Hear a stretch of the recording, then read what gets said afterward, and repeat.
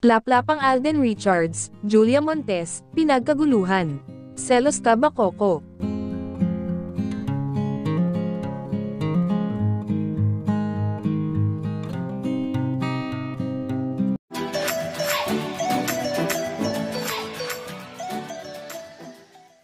Mainit na pinag-uusapan ngayon ng mga netizen at fans ang laplapan scene nina Julia Montes at Alden Richards sa pelikulang 5 Breakups and a Romance directed by Irene Emma Villamor.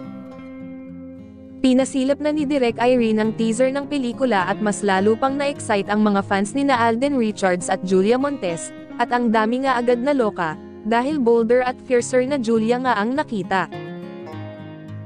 Kahit ang box office director at film producer na si Antoinette ay hindi nakapagpigil sa mainit na kissing scene ng Asia's multimedia star at ng kapamilya drama actress. Siya kasi mismo ang nag-post sa kanyang Instagram account ng nasabing eksena nina Alden at Julia na kuha sa trailer ng pinakaaabangang 5 Breakups and a Romance. Ganito kasi ang eksena sa pinasilip na video. Hindi ko talaga gets. Ano bang balak mo? Bakit mo ginagawa to? Tanong ni Julia kay Alden. Wala ka talagang naramdaman? Tanong naman ni Alden kay Julia. At yun nga, sabay lapit ni Alden kay Julia at nilapa ang mga labi ng aktres. At syempre, lumaban din ng laplapan si Julia kay Alden. Gulantang ako dito, iba po ang halikan nila. Grabe ang reaksyon ng fans nina Julia at Alden at kaagad ngang nag-trending sa Twitter dahil sa sunod-sunod na comments nila at na-excite na agad silang panoorin ang movie.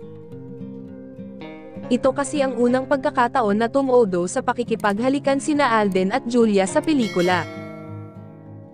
Sabi naman ni Direk Antoinette sa caption ng ni-repost niyang teaser video ng kissing scene nina Alden at Julia, Direk Irene shared with me their trailer for 5 Breakups and a Romance at just had to share this part, gulat me. Sa nasabing pelikula, gaganap si Alden bilang si Lance Sandoval habang si Julia naman ang magbibigay buhay sa karakter ni Justin.